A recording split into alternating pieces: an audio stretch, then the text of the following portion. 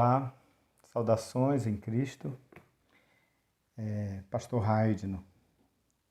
Continuaremos hoje, irmãos, a refletir na carta de Paulo aos Romanos, no capítulo 5, onde inicialmente o apóstolo fala sobre a necessidade de compreendermos para o que fomos justificados, mas ao indicar que foi para vivermos em paz, como vimos semana passada, ele não fica apenas nisso.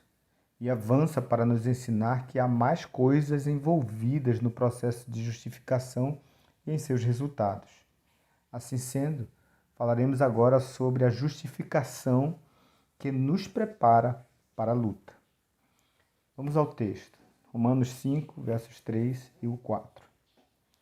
E não somente isto, mas também nos gloriamos nas tribulações, sabendo que a tribulação produz a paciência, e a paciência, a experiência, e a experiência, a esperança.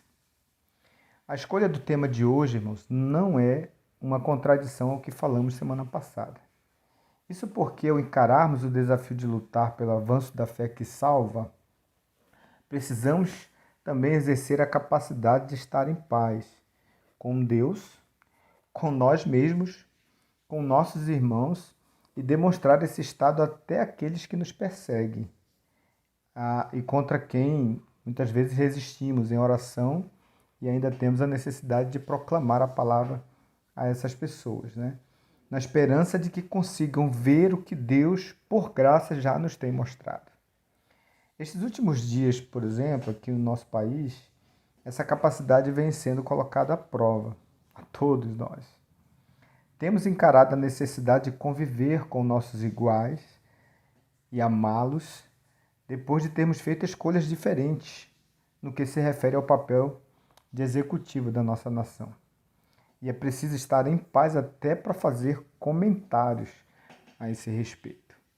Sei que muitos de nós temos posições diferentes e é bem difícil entender os que pensam de outro modo.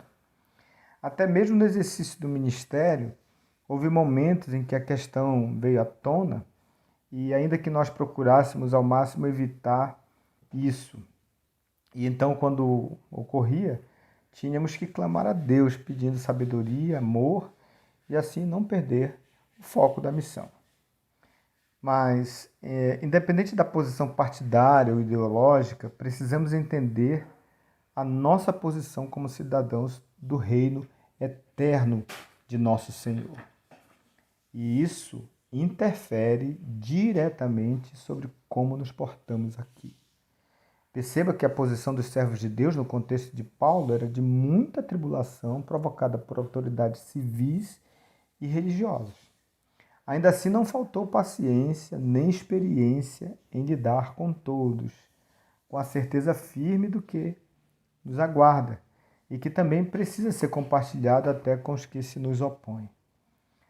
Novamente, lembro que a leitura de Atos dos Apóstolos ajudará muito a entendermos na prática tudo que Paulo demonstra aqui. Assim como Cristo, nosso maior exemplo, e os muitos heróis da fé que lutaram em nome de nosso Senhor, eis a questão, como você tem lidado com os desafios de lutar pela fé que nos foi entregue? Usando as devidas armas oferecidas por nosso general e usadas por séculos por grandes guerreiros do passado? Isso posto, queridos, nosso desejo e oração é para que Deus nos conceda, junto com a capacidade de viver em paz, o não perder de vista a importância de, ainda que em meio a tribulações, sermos pacientes para compartilhar da esperança que nos sustenta. Que Deus nos conceda sabedoria, fruto das experiências e forças necessárias para lutar pela paz e pela justiça de Cristo, para a glória do seu reino. Que Deus abençoe-nos.